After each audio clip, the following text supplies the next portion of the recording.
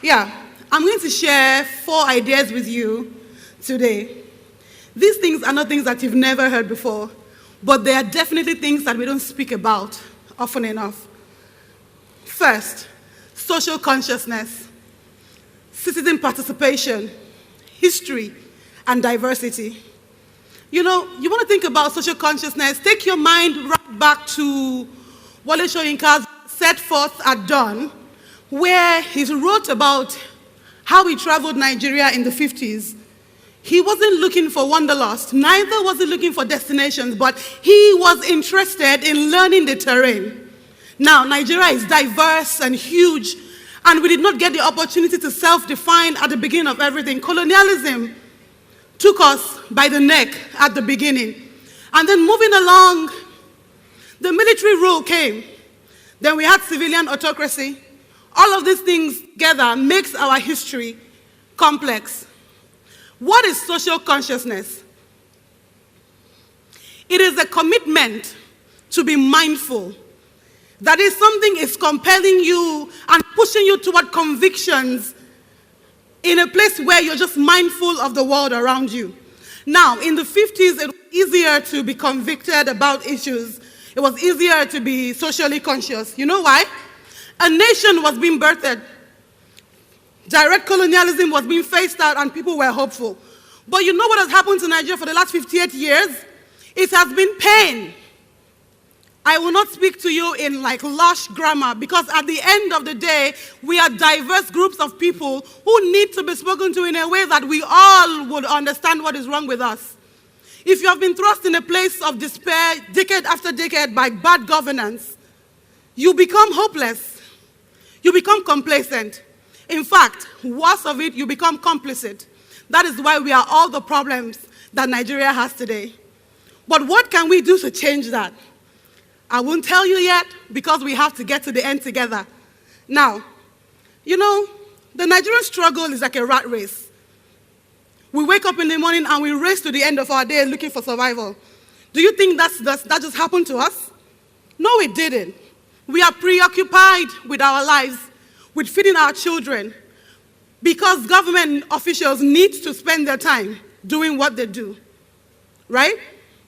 And now, we have a plethora of problems, but I also know that the problems that Nigeria has is a big storage of issues. You know, when you have malaria, and then the doctor says your symptoms include vomiting and all the other symptoms, right? Some of the symptoms you have in Nigeria: failed government, a lack of commitment on the part of governance. Because how else do you explain to me that a country where in 2014 the Goodluck Jonathan Aso Rock budgeted over 500 million for feeding, and then a few years later, somebody who told you that change was coming, he sold the idea of change to undiscerning Nigerians, and we bought it. And then, in the last year, over 400 million was budgeted for feeding, right? Most recently, the National Assembly increased its budget because 125 billion naira is just not enough. It had to be 139 billion naira. But every day when we wake up, what do? We race to work because we need to feed. We need to clothe our children. Is that wrong? No. Now recently, the clamoring for 30,000 minimum wage came up, and everybody's like, no, inflation. This is not the time for economic permutations, my people. It is the time to stand up as citizens and say, no, we no longer want to be thrust in a place where we have to fight for survival. We want to be concerned with issues that affect us as a people. We want to be concerned with socio-economic inequalities because that is the bane of our existence as Nigerians. Rich people peddle their riches, right? What do you think that does to boys on the streets who have been working hard but cannot get a break? I'm going to move quickly to citizen participation because if you leave me alone, I will gist you forever. Citizen participation is a situation in which individuals should have a place in government, right? A situation in which private individuals should have a say in what's going on. And this is an ingredient, a vital ingredient of a democratic decision-making process. But what do we have in Nigeria? Our leaders import ideas without understanding that these ideas rest on some structures that we do not understand yet as a people. We make roads, unfinished railroads, and other failed endeavors because we forget that these programs rest on socially engineered phenomenon. It doesn't just happen. And that's one of the reasons why we haven't gotten it right. I'm going to move on and tell you about history and diversity. The Nigerian history is complex. I may have mentioned that earlier because of a lot of reasons. Right after colonialism, military rule came in, right? They pretended to save us, to salvage our country, and they peddled anti-corruption messages, and we all bought it. Well, I wasn't old then, so I played the fifth. But what has happened to Nigeria? Things have gotten worse. Or how else do you explain to me that everybody claims that they're African values? And I ask you today, what is African values? Pride, prejudice, fear, and hate has taken over our values. And then it's okay that people are being killed as long as they're homosexuals or they belong to a particular religion. We have lost our hearts as Nigerians. Trust me, I do not spend my time talking to government to change just to forget that we as individuals are as affected. Let's move quickly to our diversity. Humanity spreads across race, gender, creed, culture, religion, sexual orientation, a lot of other issues. This makes our Nigerian reality hectic. Our history is complex because things, has happened to us. Some of them we planned, some of them we couldn't plan, but here we are. It's been 60 years and we are still building roads, right? In 2018, somebody would run for government and tell you that, hey, I will build boreholes. I want a Nigeria where we stop celebrating boreholes and bridges. I want a Nigeria where we hold government accountable to reduce poverty. I want a Nigeria where we hold government accountable to reduce socioeconomic inequalities. I want fundamental human rights. That is what I want for this country. Now, look at our history from colonialism to Biafra war. Something is there, right? They stopped teaching us some things. We stopped mentioning some things. Today, I want you to push back against the culture of silence. There is nothing one should not be able to say. The culture of silence is how we got here. Somebody is kicking you in the leg, but you cannot say anything because, he's older than I am. That is not how we want to run this Nigeria anymore. We must understand that the culture of silence is one of the major structures that holds us bound. To understand the Biafran war a little bit better, I took a trip to eastern Nigeria earlier in the year. And I'm a sleeper. When I get in the bus, whether it's AC or breeze, right, I'm done. And then we drove into Anambra from Asaba. And I could feel a difference, even though I had been asleep for the last 6 hours. It was filled with fear and separation. And military presence was disconcerting. I was wondering, what the hell is going on here?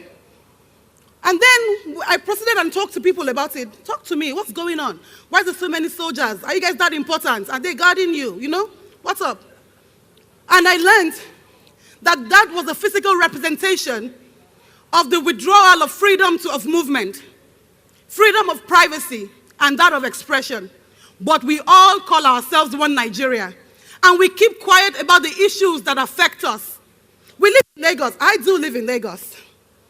And then we go about human rights. I'm a human rights lawyer, right? And every day we pontificate about human rights, how it is inalienable. It is the most important thing a government owes its citizens. But in eastern Nigeria here, what was happening? A physical withdrawal of these freedoms. Is that a Nigeria that we want?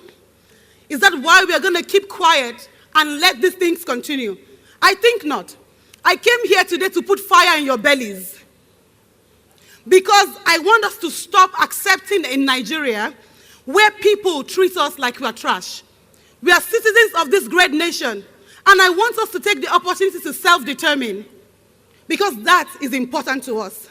Now, it's been 60 years since Wole Soyinka left, since he did his trip around Nigeria. What do we have today? A citizenry without an idea of history.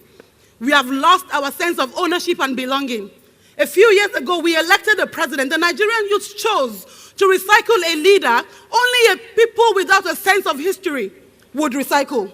But what did we do? We sat here. We are complacent. We are content with what we have, as long as we are running this rat race and we are finding food, right? But that is not the Nigeria that is sustainable. Definitions are meaningless if we do not contextualize their importance, if we do not bring in ideas into our context, dig in and see how we can create bespoke Nigerian solutions to our problems. But what do? We are good children, regurgitating the white man's ideas. I want a Nigeria where young people think. That is the Nigeria I'm looking for. I'm not talking about thinking on those peripheral issues. I want a Nigeria where we are no longer excited with the little that we get from government. I want a Nigeria where we are angry enough to demand better, to demand more. I want a country that is great enough to understand that we, the people, make the nation. I remember some states recently built special courts for sexual violence. And I asked myself, are these walls going to build our dilapidated judicial system? Will these new courtrooms, will they deter people from taking bribes and colluding with offenders?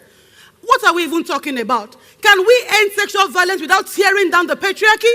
We cannot. We need to look inwards as citizens, but also as we look inwards, we need to understand that we need a change. When we get to that point, what do? We reach out to those people who hold our power. We reach out to those people who take our monies. We reach out and let them know that we are done with that. The culture of silence is over. We are becoming a young people who speak up about our ideas. We are becoming a young people who want to participate in government. I always tell people, when you have an idea, you don't have to be president of the country to change things, right? You can go to your wards, local government. There are a lot of ways to be involved in governance. I meet a lot of people in some of these trips I do because I self-fund some traveling projects for myself. Because, of course, I am that person who needs to care about Nigeria. If I don't care about Nigeria, I don't care about myself. But you know what? We need people like me. We need people to stand with us. We need people to insist with us. We need people to say no to the government, to the powers that be. We need people to say no to the culture of silence. We need people to say no to collusion with the people that hurt us. A lot of people that I meet in my trips, they know what is right, but they don't do it because they benefit from the decadence. Our daily struggle, our daily pain is what pays their bills. They support government after government because the luck in the corridors of power and all the contracts are theirs. They will not do anything. You know who will do something? It is you and I. You know who will take this country back from the people who hold us ransom? It is you and I. And how do we do this? There is an intersection where citizens' participation, political consciousness, diversity, and history meet. That intersection is your identity as Nigerians. You know, I toy with ideas because I'm a feminist. So I go on ideas about intersection of struggles versus intersection of identity. I have found out that even though we have intersection of struggles, the intersection of identity is our major issue right now. Because at this meeting point, where all of these ideas I have shared with you today, that I am sure you have heard because you are intellectual people, you did not come here to play, right? But this idea is that there is this meeting point where all these ideas meet, and that is your identity as Nigeria. Do you know who you are? Are we innovators? Are we problem solvers? How do we react to the things that plague us? I have come to tell you today, I won't give you an answer because I am only uncovering the answer myself. Why do you think I'm entering God is Good and traveling from place to place, finding research? Because I don't know the answer. But I know that there are young people in this country who are willing to say no. I know there are young people in this country who are ready to stand with us and stand against those things that hold us back.